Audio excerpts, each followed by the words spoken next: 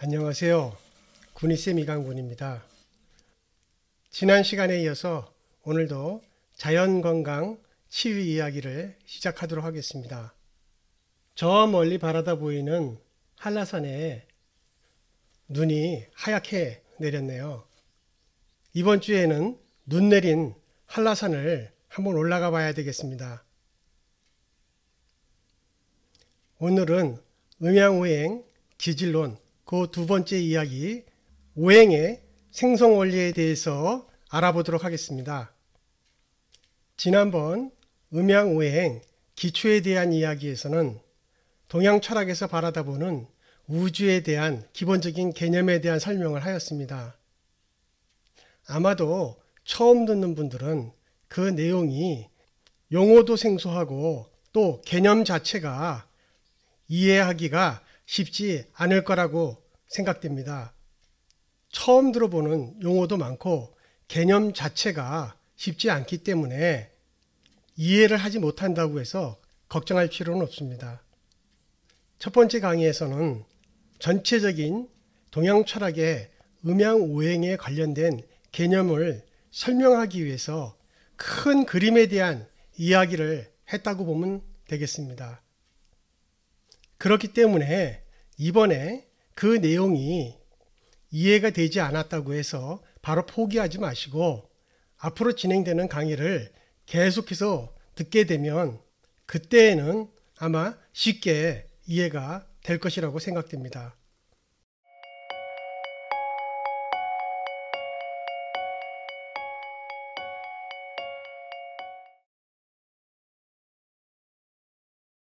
지난주에 얘기했던 내용을 잠시 살펴보면 태초에 우주에서 기가 만들어지고 그렇게 만들어진 기들이 서로 모여서 기질들을 이루고 그러한 기질들이 서로 유집이 되고 결합이 돼서 물질을 만들어내게 되었습니다.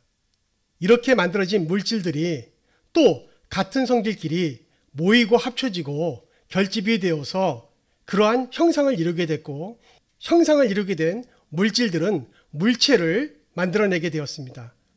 이렇게 해서 만들어진 물체는 또 다시 분할을 해서 자연현상을 만들어냈고 자연현상을 만들어낸 이러한 과정들이 우주가 만들어지는 과정이었습니다. 하늘에서 기들이 모여서 기질을 이루고 그러한 기질들이 물질을 만들어내고 만들어진 물질이 물체를 형성시키고 이러한 물체들의 움직임과 변화에 따라서 기후라고 하는 자연현상이 만들어졌고 그러한 자연현상이 우리가 살아가는 자연의 법칙을 만들어내게 된 것입니다.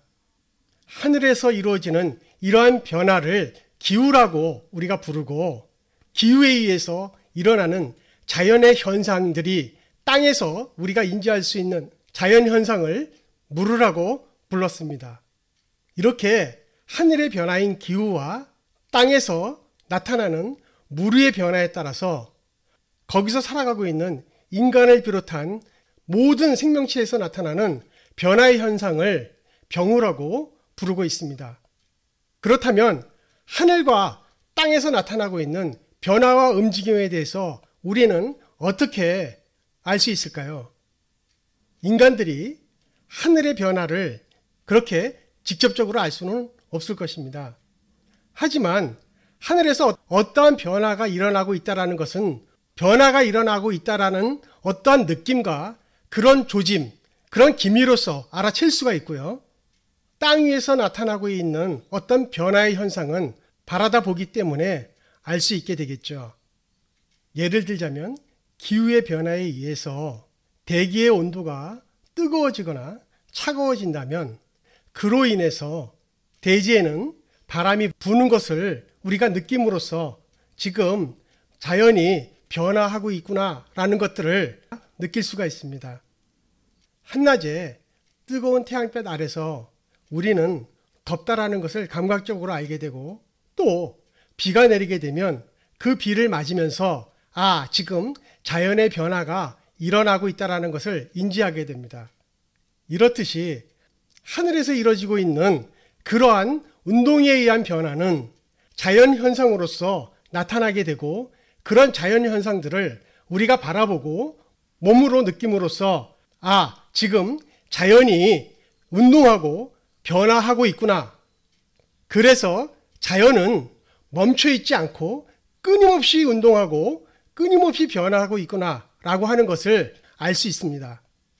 이러한 자연의 변화를 일으키고 있는 속성들을 정리해 본 것을 알아보면 처음에 천지간에 음과 양이 존재하고 음과 양이 분화가 돼서 사상으로 전개가 됐고 이러한 사상론이 오행론으로 발전을 했으며 그런 오행은 하늘의 천간과 땅의 12지지로서 그 모습의 형체를 드러내었다고 말씀드렸습니다. 그렇다면 지금부터는 이러한 오행이 어떻게 생성됐는지에 대해서 조금 더 자세하게 알아보도록 하겠습니다.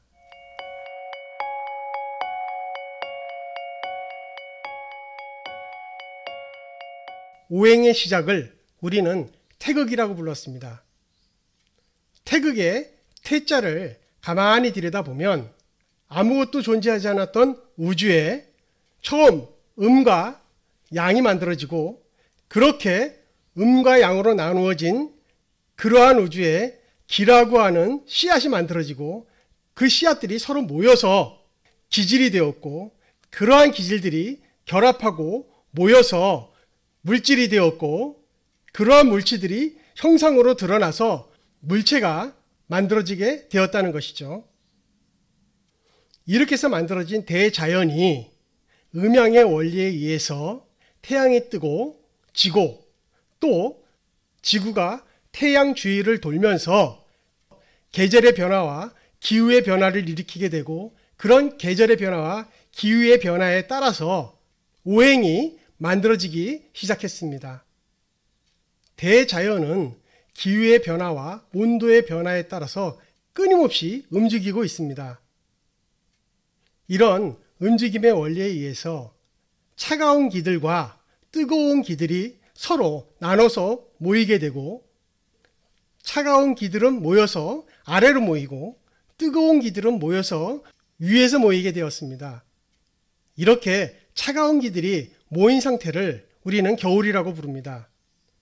이 겨울에 해당되는 오행을 수라고 명명하였습니다. 또 뜨거운 기들이 모인 상태를 여름이라고 부르고 그 여름에 해당되는 화라고 하는 오행의 속성을 부여하였습니다.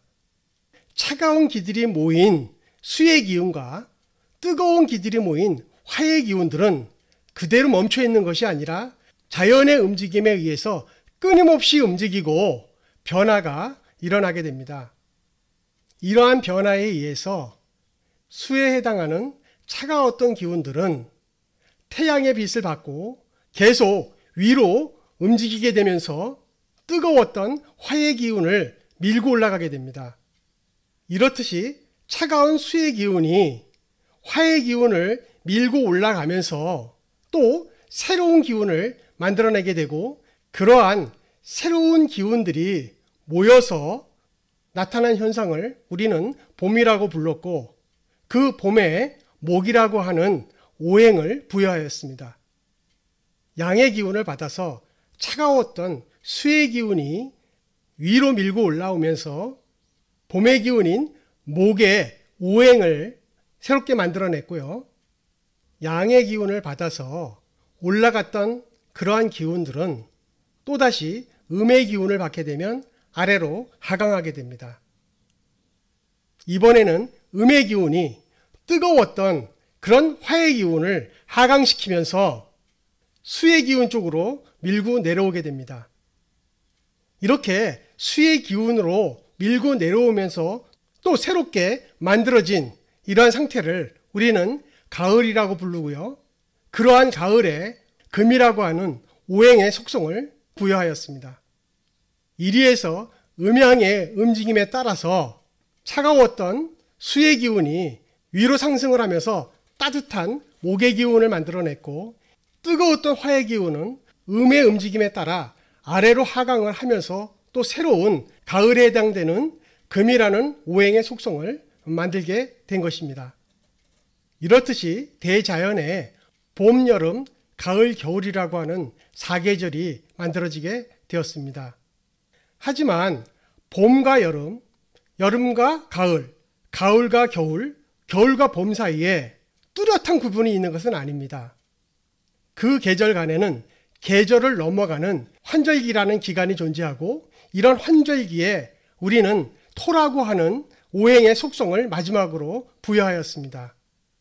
그리해서 오행이 만들어진 순서를 보면 처음 음과 양에 의해서 수와 화가 만들어졌고, 그런 음과 양의 변화의 원리에 따라서 목과 금이 만들어졌습니다. 그리고 마지막으로 그 경계에 해당되는 토가 만들어지게 되었죠. 따라서 수에는 처음 만들어졌기 때문에 1이라는 숫자가 부여가 됐고요. 그 다음에 화에는 2, 목에는 3, 금에는 4, 그리고 마지막 토에는 5라는 숫자가 부여되었습니다. 이렇게 해서 자연이 완성된 것이죠. 이렇게 만들어진 5가지의 수를 우리는 생수라고 부르고요.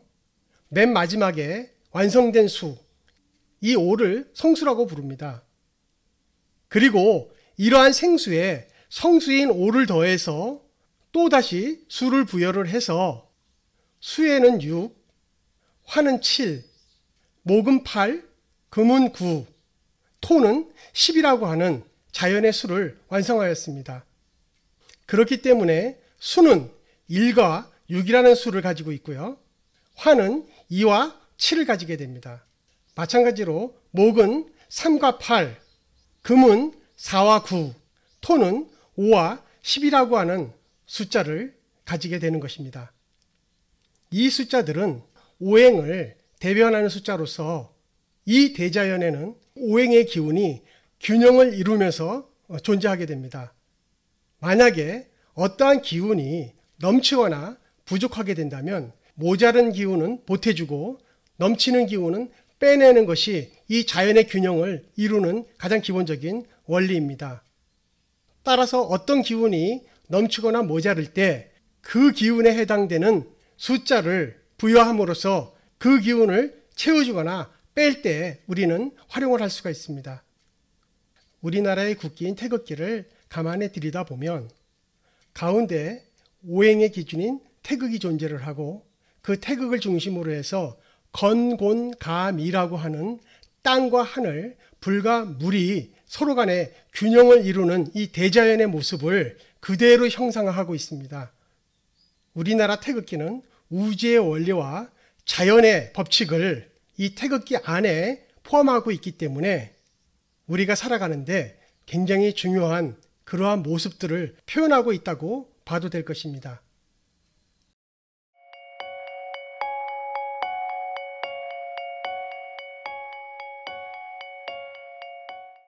이렇듯이 음양의 움직임과 변화에 의해서 오행이 만들어졌고, 오행들은 그런 생성의 원리에 의해서 가지고 있는 성질들이 있습니다. 겨울에 해당되는 차가운 기운들을 모아놓은 수라고 하는 오행의 속성에는 모든 것들이 낮은 곳으로 흘러서 모이고 또 저장되는 그러한 속성들을 가지고 있습니다. 봄에 해당되는 목의 속성은 씨앗이 봄에 땅을 뚫고 올라가는 그러한 생명이 탄생하고 자라나는 그러한 성질을 가지고 있게 됩니다. 또 여름에 뜨거운 기운들이 모여서 만들어진 화의 성질에는 불처럼 위로 올라가고 확산하고 팽창하는 그러한 성질들을 가지게 됩니다. 서늘한 기질들이 모여서 만들어진 금의 속성은 뜨거운 것들이 식어가면서 응축되고 축소하고 줄어들면서 아래로다가 하강하는 이러한 성질을 가지게 됩니다. 각 계절의 환절기에 해당되는 토의 속성에는 물질들을 서로 연결하고 결합해주는 이러한 성질들을 갖게 됩니다. 이렇듯이 대자연의 변화와 움직임에 따라서 나타나는 계절과 기후의 변화는 그 자연 속에서 살아가는 우리 인간의 인체에도 그 영향을 미칩니다. 따라서 계절과 기후가 변화하는 원리와 그에 따른 그 법칙들을 우리가 알 수 있다면 그 영향을 받고 있는 우리 인체를 관리하는 데 도움이 될 수 있습니다. 따라서 그러한 기후의 변화와 자연의 변화에 적절하게 대책을 세우고 우리가 대응을 해 나간다면 우리는 건강을 잘 유지할 수 있으며 질병을 예방할 수 있는 방법을 그 안에서 찾아볼 수 있겠습니다. 우리 인체는 기후의 변화에 따라서 영향을 받게 되는데 그러한 기후의 변화는 크게 6가지로 나눠볼 수 있습니다. 대자연의 변화에 의해서 나타나고 있는 이러한 기후의 변화의 모습은 바람이 불고 춥고 덥고 습기가 차고 건조해지고 그리고 뜨거워지는 풍한 서습조화라고 하는 이 6가지의 형태로 기후의 변화를 표현하게 됩니다. 따라서 음양오행에 영향을 받는 신기지물에 해당되는 우리 인간들은 이렇게 6가지의 자연의 변화에 슬기롭게 대처함으로써 우리의 건강을 지킬 수 있다는 것이 자연건강 치유의 가장 기본적인 원리가 됩니다. 우리 조상들은 예로부터 이러한 자연의 변화에 대응하는 방법을 잘 알고 있었고 그러한 자연의 변화의 모습을 24절기로 나눠서 관리하였습니다. 언제 씨를 뿌리고 언제 벼를 심고 언제 추수를 해야 되는지를 알고 있었던 것이죠. 밤이 가장 긴 때를 동지라고 했고 또 낮이 가장 긴 때를 하지라고 하였습니다. 봄이 시작되는 시점을 춘분이라고 하였고 가을이 시작되는 시점을 추분이라고 하고 이런 춘분과 추분은 밤과 낮의 길이가 같다라는 것을 이미 알고 있었습니다. 이러한 자연의 변화 속에서 우리가 살아가기 위한 슬기로운 지혜를 이미 터득하고 있었던 것이죠. 현대를 살아가고 있는 우리들도 이 자연의 이치를 벗어나지 않고 이 자연의 순리대로 살아가는 것이 가장 건강하게 살아가는 방법이 될 것이라고 생각을 합니다. 자, 오늘은 자연의 변화에 따른 오행의 생성 원리에 대해서 알아보았습니다. 다음 강의에서는 이렇게 만들어진 오행들 간의 상호관계에 대해서 알아보도록 하겠습니다. 오늘 강의 들어주셔서 감사드리고요. 구독과 좋아요 부탁드리겠습니다. 그러면 다음 시간에 뵙겠습니다. 감사합니다.